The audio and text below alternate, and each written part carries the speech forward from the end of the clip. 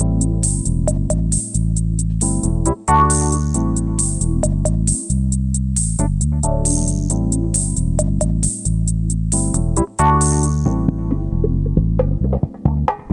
to the After the Show Movie Podcast, brought to you by your hosts, Ace Scully and Sid Talk. We're addicted to movies. Are you? Welcome, Sid Talk. Hello. Welcome. Welcome. Thank you. How are you? I'm alright. How are you? This is not the before the after the discussion. Before the after the show discussion. It was pretty low. You opened a new guitar pedal. You made tea. I sat here. And that was it. I did nothing and you did everything. I did. It was beautiful. It was beautiful. And what else was it? Beautiful. Yeah. All right, let's get on with this thing. It's Saturday, June the 27th. This is After the Show, your weekly movie review podcast. And on episode 949, we're looking at the movie How to Make a Killing. It's a 2026 release, out now on streaming, rated R. Its runtime is 1 hour and 45 minutes. And it's from A24. Sid Talk, can you give us the synopsis of the movie How to Make a Killing? It's a guy who wants his inheritance but finds a nefarious way to get it. I'll give you the one off the box. It says, disowned at birth by his obscenely wealthy family, a blue-collar stop-at-nothing to that doesn't sound right. That's what it says, though. A blue-collar stop-at-nothing to reclaim his inheritance, no matter how many relatives stand in his way. Stops. There's an S needed on that. I gotcha. Yeah, but this is the official synopsis on IMDb, and it's wrong. But that's what happens. Sid Talk, what did you think of How to Make a Killing? Okay, here's the deal. There's a deal? There's a deal? There's a deal. It felt a little old-fashioned at first, and then I was right, and it was throughout the story. The people are quite boring and flat. There is no one interesting to me in this movie. Not Margaret, not the girlfriend. No? No. Everyone is flat and like contained. Our main guy isn't charming or interesting or dangerous. He just seems like wah, wah. And even Ed Harris, who's the big bad grandpa who won't give him any money, is just blah. That being said, I enjoyed it, but in a very flat, unfulfilling way. Can two things be true at the same time? Yes, I can enjoy it and also find it to be almost like taking a handful of air and shoving it in my mouth. So when you say this movie is old-fashioned, it is a remake of an older movie. Well, not a remake as such, as inspired by. The movie was from 1949 called Kind Hearts and Coronets by director Robert Hamer. And what it was famous for back in the day there, it won awards, was Alec Guinness plays all of the members of the family. And it came across stage play, according to the person I just read a review. Right, here's a spoiler. So in this story, our guy... Spoiler. As you read from the lovely synopsis, his mother becomes pregnant. The rich father says, you're not having that kid here. If you're going to have it, you're going to have to go elsewhere. He disowns her, but keeps her in the inheritance, right? Yes. So the child grows up to be our main dude. And in the process, all the other cousins and everyone are inherent. What are they called? Inherentees? Yes. They're in the will. Let's say that. Yeah. And so his way of inheritance, getting to his inheritance, would be to, as the movie title says, How to Make a Killing. Knock them off. Yeah. And so, but even that isn't interesting. Well, I'm struggling with my. You didn't ask me what I thought of this. What did you think of it? I quite liked it. You know what I like about it? I like this style of movie where there's a voiceover, like Goodfellas, let's say. There's an example of one where we're telling the past with a voiceover and we kind of know what happens in the future. I like that. Oh, yeah, it is framed. I forgot. It's framed by him telling a priest while he's on death row Yes. about his story. So if that tells you. And I like that. I like the way that goes down, and it enables you to like dole out the information very slowly, and perhaps what you see at the beginning isn't what really is happening. It might be different at the end, right? And this does fulfill that. That's how it works. But I quite liked it. I did feel like it's improbable, a lot of it. You reckon? Yeah. Yeah. We're watching an Apple TV show at the moment called Maximum Pleasure Guaranteed, and I had some flashbacks to that. The way this is working. Like, people are doing things, and I'm like, they're going to get caught. That nobody's watching. And in this as well, I'm like, he's just killing people. Somebody like is going to get onto him. And they do, and kind of. Just in like that charming, hey, we're the FBI, we're on your tail kind of way, right? Like that's kind of how they put it off. That's what reminded me of the Maximum Pleasure Guaranteed. The two cops, the FBI people who show up and they kind of like, hey, blah, blah, blah, you know, I'm schmoozing with you a little bit and then trying to get to the bottom of it. But I enjoyed what this was. I know what you're saying about it being flat. Yeah, but I do like the main players, the actors. I mean, I like everybody, but the characters are kind of, I don't know. I don't feel like they're flat as such. I mean, what's dimensional about them? Well, yeah, you're right. They are. He's been raised and told by his mother. And, it's very matter of fact, everything, isn't it? Yeah. Yes, and he's told he has to have the right kind of life. She dies when he's young. His father died before he was born. He's on his own, and his perception, even though we have no storytelling or dialogue or knowing any scenes to teach us about this person, that he is driven to money success. Wait, it just sort of happens. You sort of grasp the concept that he thinks being rich is what his mother meant by don't stop until you get the life you deserve.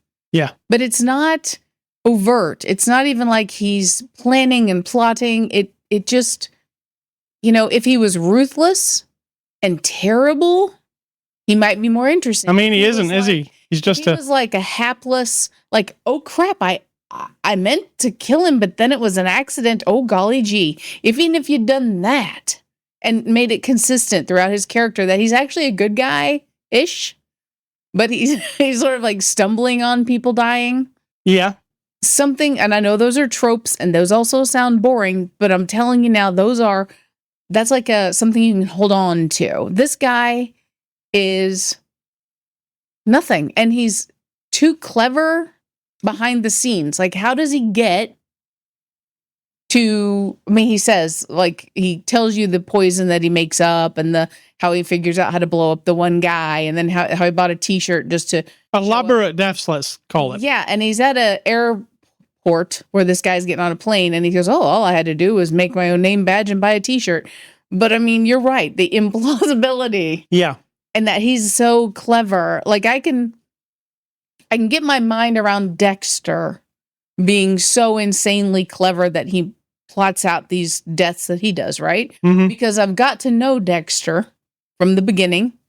I see how his mind works. I've been told throughout the storytelling. I get it. I grasp it. I believe it. This guy, I don't know. It's like you don't even see him at home really planning anything. I don't know. It's empty. You need more character development. I need more character development. Does that make me sound pretentious? Yes. Probably. Because this does move pretty briskly. It gets to the point pretty quick. True. It's like, here's a guy dead. Oh, here's another funeral scene. Here's another funeral scene. And also a bit of humor in there, because I know it's not supposed to be funny. Yeah. But every time it cut to that funeral, to another funeral, I was like, oh my God. Oh God. Yeah, in a funny way, though. It's kind of this dark, like, oh, he really is offing all these people. Like, I didn't think it'd go this far, but it is going really far. And then, you know, there's this one guy who kind of happens for him. He doesn't have to even plan anything. It just, and one person gets knocked off the list. Yeah, there's the like, hey, he's got a conscience because he doesn't want this one guy to die, but then the guy dies. but he You're didn't like, have oh, to right. kill that guy, Exactly. which I think he would have struggled with because Absolutely. the guy literally treated him like a father, right? Once he got to know him. Correct. So that was the problem. But it plays out interestingly. Not really. I got a sniff of Ready or Not at the end. Are you inventing interest? Well, That doesn't I exist? can't say I was bored, I wasn't bored either. I just Yeah. found it very uninteresting. but the ending started to play out like Ready or Not for a few minutes. I was like, oh, rich person's house? A hunt to the death? Yeah, I see what you're saying. Yeah. Weapons on the wall? Ooh.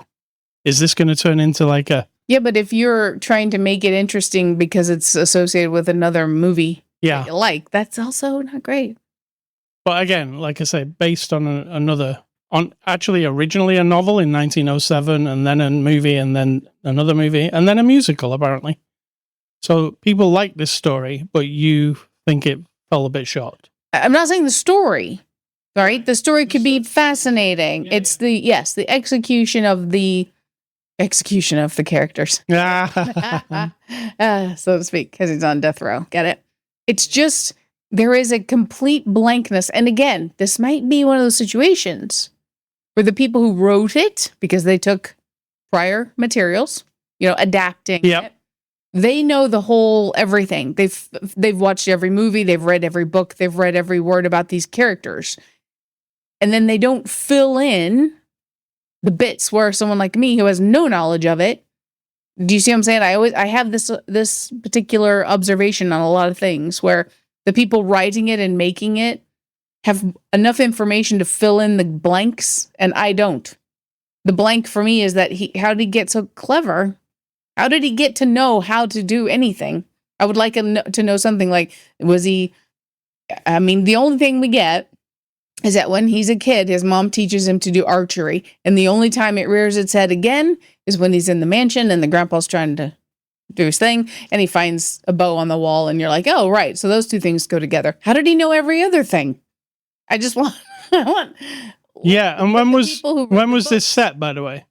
It feels like early 90s. Oh, it had to be 2000s Yeah, because the karaoke was Losing My Mind. Not only that, but if you look at the cousins when they were born, Yeah. it was like 1979. It has to be early 2000. And then So, it is kind of interesting because you don't feel like the early 2000s had a personality. No, I don't, but they do. Yeah, and I remember there was big CRT computer monitors everywhere, and No, they had flat ones. they also had CRTs. Do you remember there was a big beige one in one of the offices, but I think it must have been on the cusp of between. And everybody else had a big flat monitor. All the desks. They did in the office. trading offices, Yeah, but not in the homes. In his home specifically, he had a laptop. He did, but he also had like a IBM or something on the counter. I noticed it. I always notice computers in movies. Is that your party trick? Yeah. So I liked it.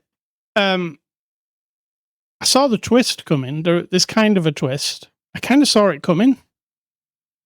Was it a twist though? I thought. I mean, it kind of is, isn't it? I feel the ending. I don't feel like what happened is the twist. I feel like his little lecture at the end is supposed to be your twist. Mm-hmm. Because in the beginning, he tells the priest this is a tragedy. Yeah. And then it's like, but you thought the tragedy was this, and wink, wink, this is the real tragedy. And I'm like, what? Yeah.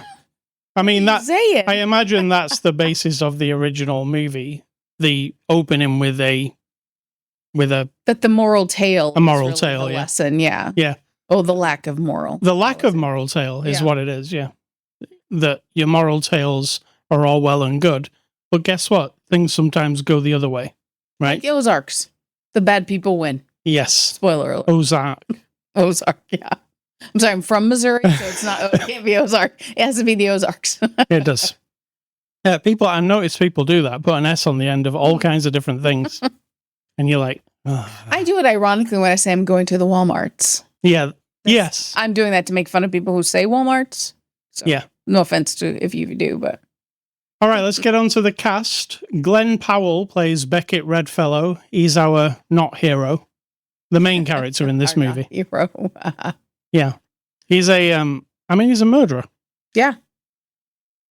I kind of like Glen Powell in certain things, and I didn't dislike him here. But he can be a bit, I don't know, smarmy or something. I feel like, is it the movie or is it him?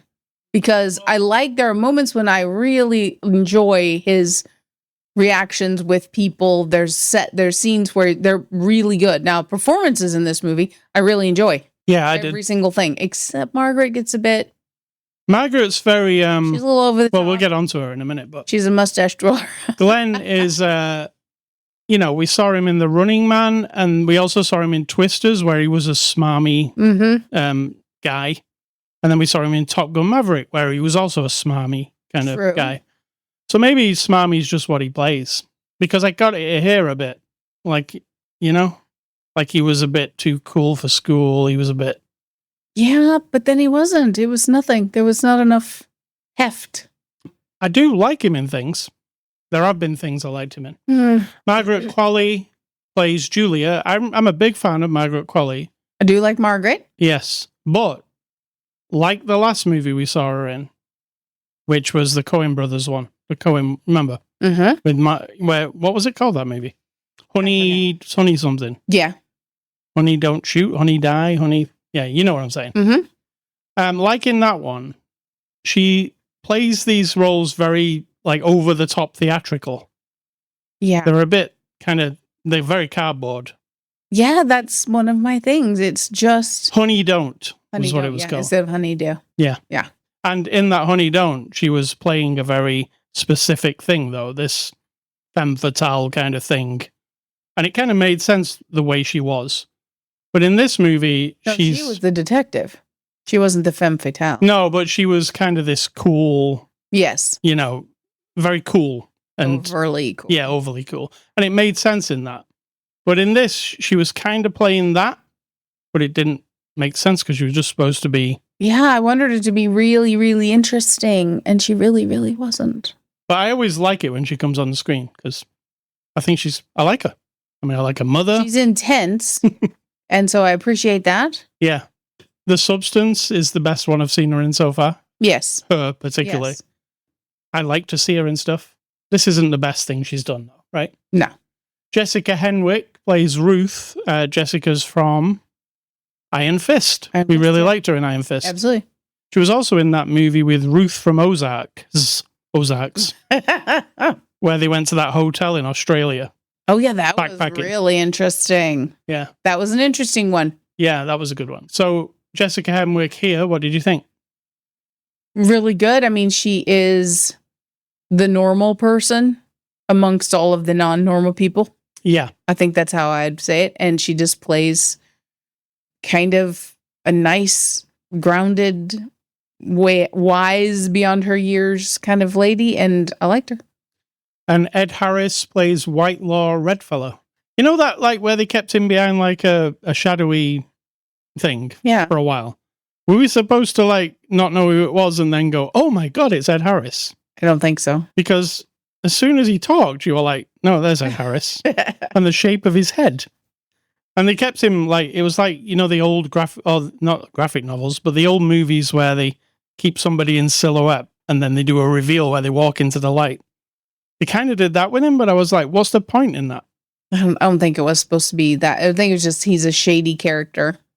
Well, that's even more nail on the head. But yeah, Ed Harris. I always enjoy Ed Harris. I thought he was fine here. He did Ed Harris stuff. Absolutely. So if you like Ed Harris stuff, that's what you get here. Directed by John Patton Ford. He directed Emily the Criminal, which you really liked. I did. What do you think of this directing? Similar to Emily the Criminal? Not really? It's pretty functional and non-distinct. Emily the Criminal was more kind of... style over substance. It was kind of handheld a lot and very, like, grubby. This is not, is it? It's more... Grubby. Yeah, this is more like... I don't know. This is kind of grubby also, but it's more cinematic. Is that what I'm looking for? Cinematic? Okay. Yeah, that's his... What do you think? So you like the directing? Like him? You like this guy? I'm neutral. IMDb reviews, what are those? Well, those are reviews that you're going to find on the IMDb where people have given this movie 1 star, and you're going to read their reviews in funny voices. Because when we like a movie, we make fun of them. When we are about a movie, we might agree with them. It's not always a funny voice. It's whether it takes my fancy or not. Whether they deserve a funny My voice is funny, maybe. Just generally. All right. This first guy says, save your money. Mm. I wish somebody paid me back for this movie ticket because I'm tired of thrillers. It's a simply boring script. Everything that is wrong with scripts. If you use any thinking skills, this will physically hurt you. Everything that's wrong. I don't know that it's everything, but... Second guy says, this is as funny as cancer. Too soon. That seems... This film is ridiculously unfunny, pathetic remake of one of the most brilliant movies ever produced, Kind Hearts and Coronets. Seriously, go watch the 1949 classic and skip this horrible dud. Okay. And the third guy says, why is it that movies that come out are terrible? Or they are really good and they have to screw it all up in the third act? I've seen children play with their own diaper mess, and that was better than what this movie had to offer. What a stupid remake. Literally, anything else would have been better than this. What person who would do all that would leave Chick to fate? Ah, good question. That's a solid question. Is it a question? I don't know. A question mark at the end sounds like. Yeah. If you start with who, then you're going to end with a question mark. I'm guessing it's a question. So that's what the people on IMDb say about this movie. Let's give this movie a score. I'm going to give How to Make a Killing a 5 out of 10. I think it was very average. I agree with you. I was leaning toward a 6 just because I really like the people, so I'll give it a 6 because I really like the people. That's all I can do. I do like the people. Yeah. Everybody gave it their all. I didn't doubt anybody's anything. It was all fine. Yeah. It's it's just one of those. You'll watch it, you'll enjoy it, and then on Monday, 2 days after you've watched it, you'll be like, what did I watch? Take it back. What did I watch? Oh, yeah, I don't know what I watched. All right. Extras, there were none. We just watched the streaming version. So thank you to A24. Next week, we're looking at a new horror movie called Obsession. You like a horror movie? I do. You like the title Obsession? Don't know. You don't know? I won't know until I know.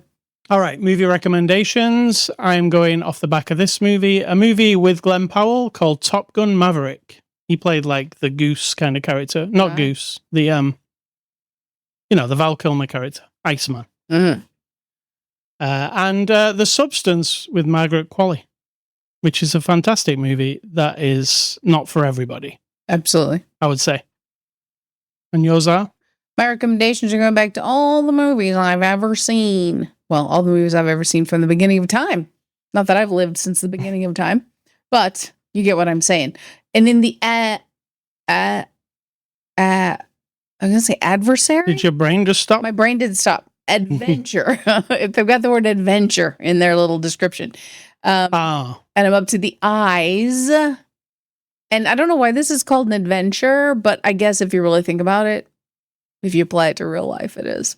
Idiocracy. Yes. Now I'm just telling you, everybody, if you watch this movie and you feel like, whoa, that is very strangely, what's the word? It's like prognosticating the future because it's from what, 20 years ago? Long time. More than 20 years ago. And the thing is, the world today is very much in the idiocracy zone. It's 2006. bizarre. Okay, 20 years for sure. Then we have Inception, which is, again, is that an adventure? I don't know, but it's got an adventure. It's an adventure into the mind. It is, into the mind of the mind. I went to this movie with my mother at the time. Oh, she was always my mother. She was always your mother, yeah. She has since passed away. So at the time, she was alive and my nephew. So I had an older person and a younger person. She wanted to see it because it was Leonardo DiCaprio, right? She liked the Titanic. She did. So we watch it, and I'm sitting there the whole time, and I'm just like, wow, what is she gonna? Because she was like in her 70s, right? Open-minded lady. Sitting there, I'm thinking the whole time, What did she get? Did she fall asleep? She did not fall asleep. She ate an entire giant bucket of popcorn, chomping the whole time. So my mother and I always had a joke because I can't stand chewing, and she loved to crunch her popcorn. And so it was over. And my nephew, he was young, but I think he just watched it. I have never asked him his opinion. We're in the car, and my mom said, "Well, that was interesting. It wasn't what I thought it was going to be." And that was it. That's all I ever heard from her about Inception. That's a good review. Good review. And then we have something very different, Independence Day. That is an adventure. It is. And then we, of course, have all of the Indiana Joneses and Inner Space, which I think is highly underrated. I don't think it's underrated at all. I think people love it. Who loves it? People who like Inner Space. Ever. Oh, I do. I see people on YouTube. In 2026. Yes. You need to send me those links because I don't believe you. I see people doing retrospectives of older movies, and or maybe they've only just come across it. The younger people. Multiple people are like one. No. Yeah. More than one. I'm going to say it's underrated, no matter what you say. So, Inner Space, it has Martin Short and Dennis Quaid and what's her name from? Is it the one from You've Got Mail? Or is it the other one? Melanie Griffith or Meg Ryan? Meg Ryan is the one, I believe. I don't know which one it is, but they're all the same. I'm from that era, so I'm allowed to. It's the same. It's the same thing. All right. Thank you very much. Why? Hey, Scully, I've been playing some more guitar, and I've been pre-ordering Grand Theft Auto 6. So this week, if you're not paying... You sound like that took you a lot of time. It did. To pre-order a game. I stayed up till 20 to 12 to get this. You see what I did? Okay, Grandpa. I know. I had to go way past my bedtime. Grand Theft Auto 6, it's been delayed maybe 3 or 4 times now. I didn't think it was coming out this year either. I thought when October rolls around, they'll say, "Oh, we're delaying it until March or February or something." But apparently it's coming out November the 19th, and now you can go and pre-order it and buy it, and you get nothing for your money. Nothing. You just give them money, and now you sit and wait until November the 19th. So if you like that, and you like the game of that, Clearly giving them... You do. Yeah, giving them a pile of money and then just waiting. That's, Because, if I went to the grocery store and I gave them $100 and I said, you know what? You just keep that because in a month or so, you will let me have some groceries, right? And they'll say, yeah, sure, we'll take your money now. I mean, what are you, a crazy person? Yeah. That's what's craziness. So it comes out November the 19th. It's weird. I ordered the code in a box, they're calling it. So there are no discs for this game. It's all digital.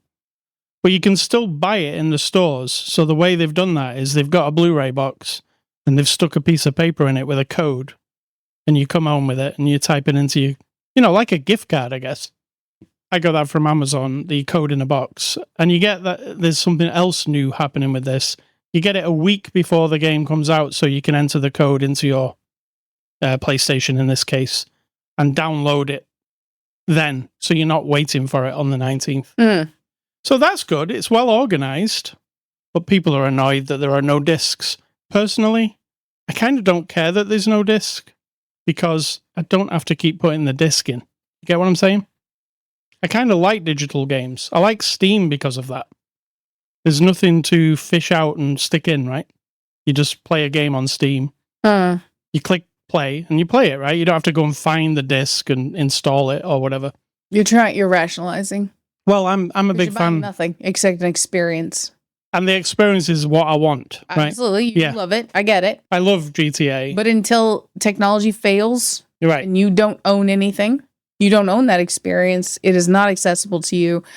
And that's like I've said, it's like buying a car and then something fails on the internet and they go, sorry, your car's not going to start today because when you signed up, you said it was fine that your car will only start if our servers are online or whatever. Now, this is a single-player game. Once you've downloaded it, you don't need to be online. So there's that. So it's not like hey, you've got to be online to play our game. So once you've got the latest version of it, you can play it.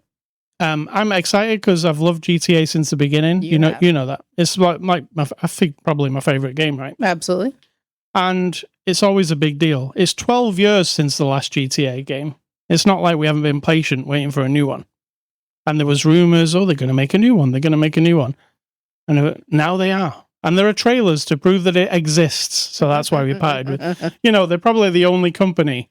It's the only game where they can not even show you any gameplay and people will pay for it. Because you don't even know what you're getting. There's a trailer that came out early this year, but it was like a cinematic trailer. Still don't know what the game looks like properly. But it's coming out November the 19th. Book your day off work or whatever you do. I'm sure many people will be off work that day, right? I don't know. I don't know. I guarantee you there will be. They'll be like, I'm sick. Is it a lot? It'll be a lot. They sold, I told you the number that they sold in one day. It's like 39 million copies. It's insane. That's a lot of people. So, Sid Talk, what's for dinner? What's for dinner is your favorite weekend meal. It is. A frozen pizza and some corn. I mean, it's so basic.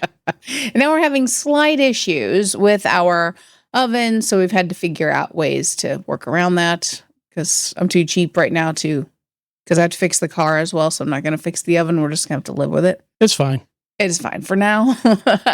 And my advice, you say, what's my advice? Yes. It's not advice. It's going to be words that will irritate or otherwise ruffle some people's feathers. But, I like that. A reality that a lot of people will want to always avoid because they will always find, like you were doing, a rationalization or be able to rationalize around this. But in life, you don't have to do anything, right? Every reaction, every action you take, every decision you make is a choice.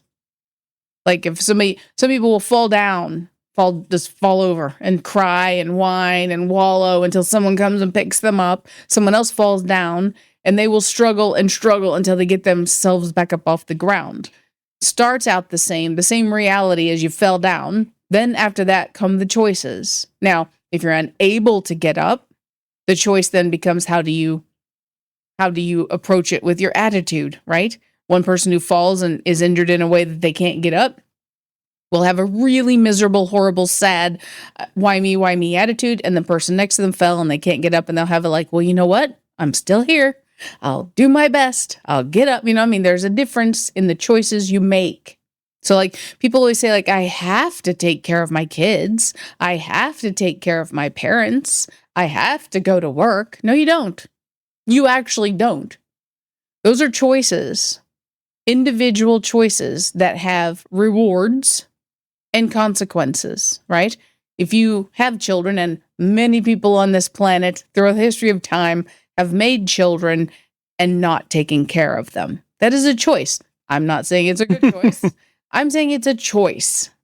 Regardless of the circumstance, you walk away from the child you made, or you stay and you raise them and you do everything to raise the child, the person, is a choice. You are not obligated, except in your mind and my society around you, right? So people do all these things, like we pay our bills and we go to work and do all this stuff because of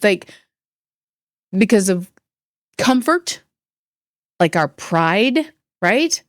One mother will force her children, and that's what it is, to have perfect clothing and perfect hair and perfect everything because she wants the perception people have of her as a mother to be good, right? So it's pride and ego. Sometimes it's duty. Like you feel a sense of duty to take care of someone who needs to be cared for and maybe no one else is around, or you have skills no one else has and you feel a sense of duty. You still choose to do it. And whether, I could agree with that choice, or some people might then act like it's a burden, but I've got to do it. Oh, I've got to. No, you don't, right? It could also be because you feel guilty, or you feel a really strong sense of love and admiration and care for a person who you want to be comfortable and happy. And the satisfaction is for both of you. for them to be cared for, and for you to feel like you're caring for someone, right? It's still a choice. It is not, there is actually nothing in this life that you have to do, I suppose. If you just laid on the ground and decided that's it, I'm done. Like, I'm not, you're still a choice. Like, unless you take some kind of medication or do something physical to make yourself stop breathing or whatever, then that's still a choice. I just feel like a lot of people, and more, it's like the burden of life and I have to do things.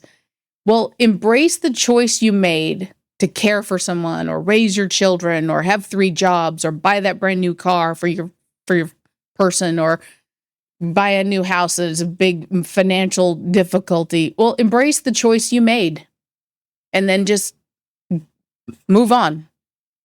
You could walk away. There will be consequences, but you could. So that's it. That's not advice. My advice is not to stay or go. It is just observing. It's good advice. Is it? But it's not advice. All right, Sito, let me play some music. I die. You can catch us on X, Instagram, Blue Sky, Threads, TikTok. You can also catch this podcast on ascully.com, Spotify, iTunes, Amazon Music, and YouTube. Email feedback to me, ascully@ascully.com. Don't email Sito. She doesn't want your emails. And stay classy, A24. Let's see what else you've got. Aye, and I'm going to say, think for yourself, or someone's doing it for ya.